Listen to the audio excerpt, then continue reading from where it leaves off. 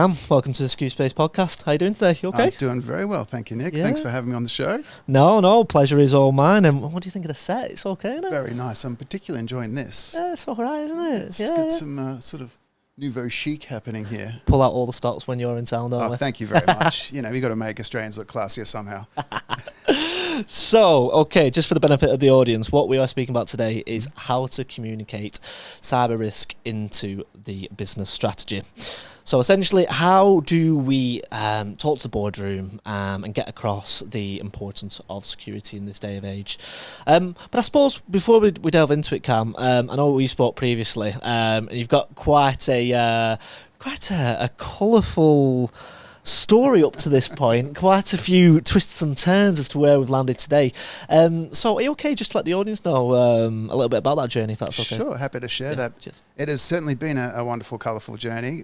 I got into cyber, I'd say in the early noughties. I was back then for my sins at law school, and there was a lot happening around the whole Napster business and IP theft on the information highway, I think we were calling the internet back then. And I sort of made a bet with myself against the best interest of my parents that this internet thing, which seemed to be a waste of time to them, was going to eventuate into something. So I got into it and did my articles. I then went and worked in the police, and I was doing a lot of forensics and looking at the whole gamut of crime. It was a very interesting time, a good place to cut your teeth on cyber and devices and interrogating information. Afterwards, I was at the federal government doing similar things, but I guess on a national scale. And we were looking at non-state actors, that sort of thing. And then eventually I went across to Europe, and I was with the UNODC, which is a body with the United Nations, looking extensively at drugs and crime. We were with the focal point for cybercrime. Super interesting, looking at the challenge of cybercrime, how to prosecute, how to investigate some of the inhibitors, pre-Snowden, of course. So it was an interesting time to be talking about that. And the report we did was taken, I guess, in two ways. Super interesting, and at the same time, probably information that some states didn't want to be out there in the open, just because the elephant in the room was espionage, and the same vehicles that were used for perpetuating cybercrime were used to steal state secrets or, you know, get key negotiating positions and what have you. Anyway, that was a really interesting time. Thereafter, Snowden happened, and I did a bit of an academic jaunt and did a couple of papers on some of those trends and some insights based on my days crime fighting and looking at the legal implications, cross-border collaboration, mutual legal assistance, these sort of things, anonymization. And then ultimately, I moved up to Berlin, did a bit of a stint with Transparency International. That was pretty interesting. Back in 2014, when the whole business with Yanukovych in the Ukraine was happening, there was a lot of capital flight coming out of the country. There were banks involved who were somewhat complicit, whether knowingly or unknowingly, through the correspondent banking system. And we, as an NGO, worked with the regulator, BaFin, to put pressure on the banks to try and stop that behavior and try and stem the flow. Eventually, I was sauteed off to the darker side of cybersecurity, and I was offered a job in Ernst & Young. It wasn't my first pick of where I'd like to go, having had a pretty interesting career to that date, but it turned out there was a great guy in Phoenix, and there was a great team internally at EY who were handling cyber defense for the member firms globally. So it wasn't a razzle-dazzle, sharp suit, let's get out there and spruik our services to the public and private sector. It was, let's defend our perimeter, let's get rid of the badness. So I worked with a pretty nimble team globally for about 3.5 years, did lots of interesting stuff on Insider. I did a lot of stuff on external threat vectors. We did bits and pieces around Golden Ticket and so forth. Very interesting. And then ultimately I came back to an English-speaking country. Not to say my Deutsch wasn't terrible, but it was great to come to the UK, back in London. And again, I love the Big Four experience just so much that I decided to work for another one. And I joined Deloitte. Mostly I worked as a director there on incident response. Led a privacy team now, which was great because it was a nice cross-section of practical stuff and was sort of the bastion for the socials. We had a good mix of men and women in that team, which always makes socials a bit more interesting rather than, 20 guys standing in the middle of a dance floor doing the toe tap. And recently I've moved across into reinsurance, which is super cool. I'm head of cyber threat and risk analytics at Ariel which is a really interesting organization, really committed to getting the analytics right when they're looking at risk and how we underwrite specific risk in the market around cyber insurance. The best way to describe it is someone said to me, Cam, welcome to the industry. You're now what we figuratively call the bookie's bookie. and here I find myself, and it's wonderful to be on the show. Public service announcement after that. A challenge. The gauntlet has been thrown down. We are approaching episode 100. This might even be episode 100 by the time it gets released, for someone to follow that background, because that is one hell of a career journey, if I say so myself, Cam. So really delighted to have you on the show today, mate. Thank you. So obviously, to sort of segue in then, I suppose let's attack this from a little bit of the helicopter overview. And my first question to you is the view of cybersecurity, to start off with. How do the boardroom perceive cyber threat today, as opposed to maybe, I don't know, even 10 years ago? What's the perception on cyber risk at this moment in time? Okay, well, it's definitely on the agenda of the boards. They're acutely aware that it presents an existential threat to their business. I mean, you just have to have a look at what's happened in the last 5 years, 8 years, 10 years. You've seen businesses completely taken out of the market. You've seen it being a very expensive hit to the bottom line revenue if they have to pay out on ransoms. Loss of IP, intellectual property. Suddenly your value in terms of trade secrets is suddenly appearing in other countries and being monetized there. So they're acutely aware of it, but we live in times where there's not as much money as there used to be sort of sloshing around and floating around. So they're acutely aware that this is a risk, but the business also faces a number of risks in doing the business. So it's one of many risks that they need to evaluate. Yeah. Ultimately, it comes down to we're in the business of making money. Yep. How do we continue to do that? Yes. And I once explained that when I was doing a round table when I was in Germany, and I had the people who were in the security division with the people who were in the business, and we were looking at what was reasonable for them to do. And they were at loggerheads and had been for a while. And so I sort of said to them, well, you see, guys, and I looked at the security team, the fellas over here, if they're not making money, if they're not delivering business value, if they're not achieving their objectives in the market, then there's no business. Yep. And if there's no business, you don't have a job. Yep. I said to the other guys. And sort of there was some jibing, there was some high fives going on among the guys in the business. Said, however, fellas, if these fine gentlemen and ladies over here aren't doing their job protecting your business value and ensuring that you're operating safely and you're not getting knocked out of the market, then your business could disappear overnight. Then once again, everyone is no longer with a job. So it's a symbiotic relationship. You have to work together. Yes. So I suppose to come in on that one is how to actually persuade the boardroom that security is a business enabler as opposed to a cost center. Now, to pick up on your example there, it was, I'm sure this is not the only style that you've used, but it's kind of like you used a little bit of fear-based sort of approach. Say like, look, if we don't take this seriously, the business could go under, we could start making money. Is there any other approaches? Is that the most effective? Because, what's your sort of thoughts on that before we go further? I can fall back on an experience I had delivering some work with a fairly large telco, and we were looking at the maturity of their processes around security and around data protection. And the question was asked as we delivered our typical consultant's report, can we have a bit more in there, Cam, around security and data protection as a business enabler, as an innovator, as not just a cost center. And it's not always easy to reframe it in those terms. I'm going to be a bit contrarian here, and I'm going to say, I'm sorry, but security is a cost center. It costs money to have your business protected. You invest in it so that you can do so safely. It is just one of many lines of your business that you invest in. Some of them are revenue generating and some of them are administrative and some of them are service based. I would say that security is a service based portion of it unless you're going to market with your security. So to that end, it's always going to cost. It's how you frame the benefit of that cost, which I think is important to the stakeholders in the board.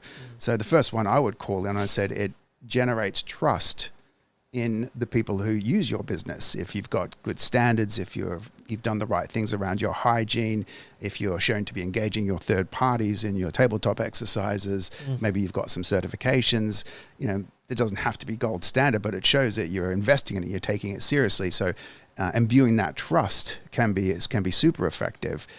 I think there's also a piece around how the security works with the different business lines to enhance their services and to be seen of as a trusted, not trusted confidant, but more of someone who can provide input into the risk assessment and the strategic direction of the company. So to that end, it's, what are the risks we've got in undertaking this venture? Yep. Can you convey them to me in speak, which, I'm not going to require a degree in computer science to understand. Yep. What does that mean in a pragmatic sense for us?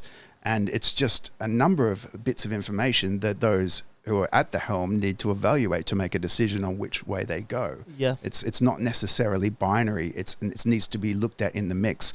And if you're positioning yourself as to be more of a trusted thought person and someone who understands the minutiae, but can put it into a level of abstraction where they can understand it, you'll be very, very well regarded. Yep. If you're constantly the department of, no, you can't do that because we're going to follow a very strict interpretation of the regulations, or, we won't be compliant, then you're probably not going to win hearts and minds at the board level.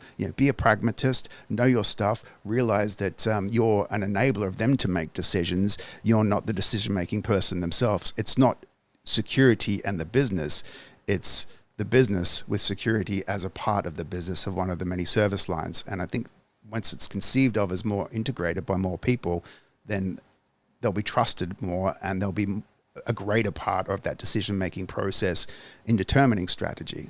Nice. I really like that. And to check my understanding on it, Cam, is it's of great significance that you need to be able to translate technical security into a language that they understand. Yeah. Yes, me and you are in the industry. You so much more in depth on the technical side, obviously. I couldn't lace up your boots on the technical side.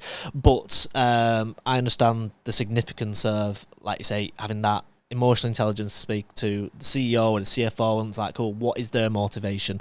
Because everyone can be confined to their own bubble, can't they? It's just like, oh, okay, this is just my little world and everyone must know what I must know.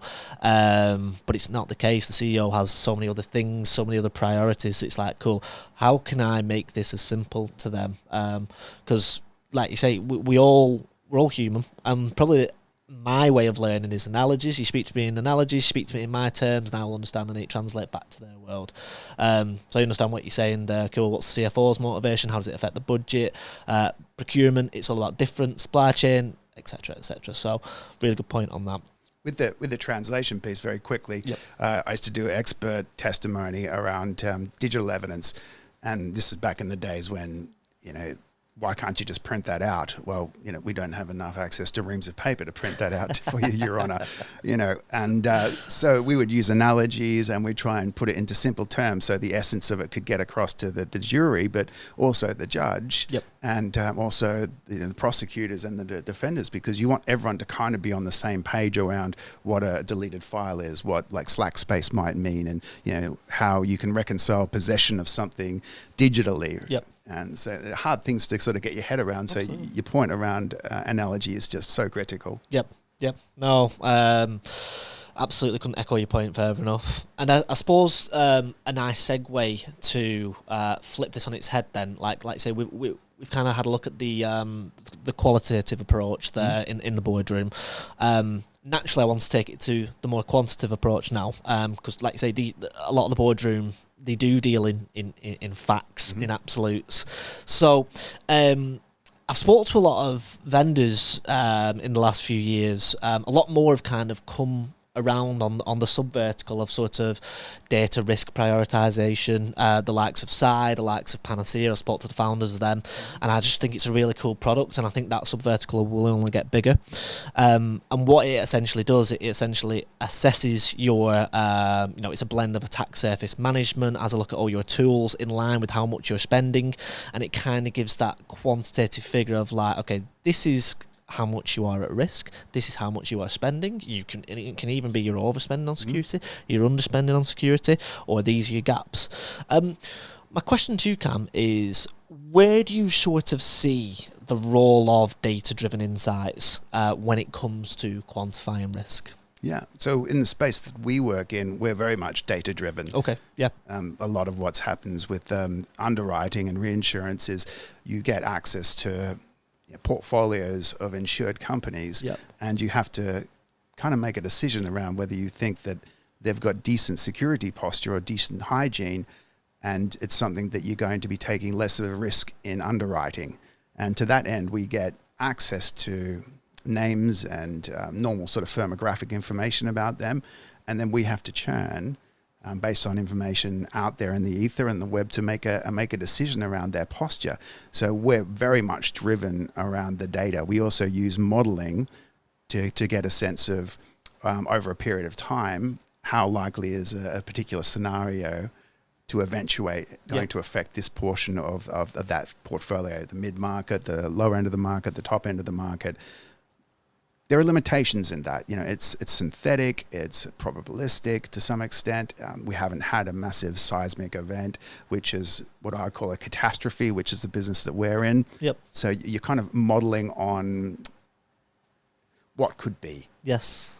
And so to that end, you get some comfort in sort of bringing the bits and pieces together, but it all comes down to what are you putting your faith in around reasonableness of security? Yep. Is it multi-factor authentication, which you think is going to save the day?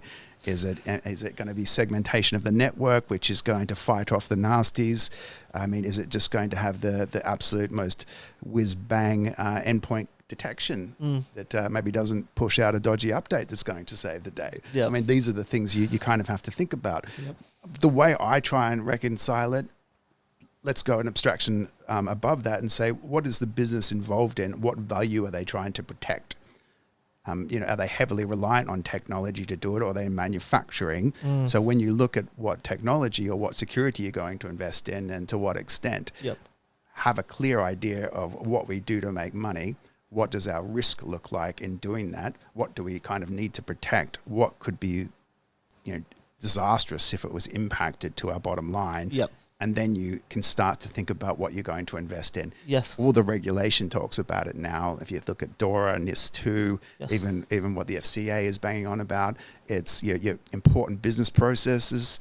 It's your critical business processes. If you talk about the SCE, and what that means is, if these were affected and you were unable to carry out business, how would that affect you and how would that impact the market? So to bring it full circle back to what you were saying, I think there's value in that approach in looking at what you're doing and what you're invested in and what you're protecting. But you need to have a clarity around what your risks are first. Yes. And that also applies to insurance, Yes. Because there's not enough clarity around what our risk is. They're out buying the whiz-bang, all singing, all dancing cyber insurance policy when that's not a panacea. What they really need to know is we've got our risk covered because we're invested in good people in this area. We've got great tech because this vendor is brilliant, or we're using this managed service provider, but we just can't get our head around dealing with our third-party piece because we've nearshored or offshored payroll or something, right? How do we safeguard against that? Yep. And then you can look to transfer that risk in a small portion rather than a whole sort of holus bolus approach to it. Yeah, fantastic point. And I suppose I want to ask you is the constant battle between risk and innovation, because again, whilst to go back to the start of this chat when we were discussing sort of the business enabler and the cost center and the push and the pull, now we have another battle going on between risk and innovation, and we've spoke a lot about how you've just got to quantify the risk, you've got to weigh it up in line with the business strategy. So for example, let's just say there's a CISO and a CTO having a chat, and the CTO just wants to go hell for leather with his dev team and just go, we just want to push the boundaries, we want to push it and just get ahead of our competition, and you got to be like, well, look, we've got to embed, I don't know, a security by design strategy or whatever it might be. So what is your view on that balance of power between risk and innovation? I've seen it firsthand, actually, in some work I did with a company where literally the fellow that sat under CTO was running dev teams, and his metrics were, how many releases can you push out? Okay. How many of our versions of these widgets, of these products can we get out there, evaluated and consumed? And so that's what he was being evaluated on. And then contrastingly, security were trying to enable him to do so in a safe way. Yep. But because of the way that security had set itself up, it was a very cumbersome process. Yep. And so they were at loggerheads constantly. There was no way to unpick the agitation that was happening because they were ostensibly getting pulled in different directions. Yep.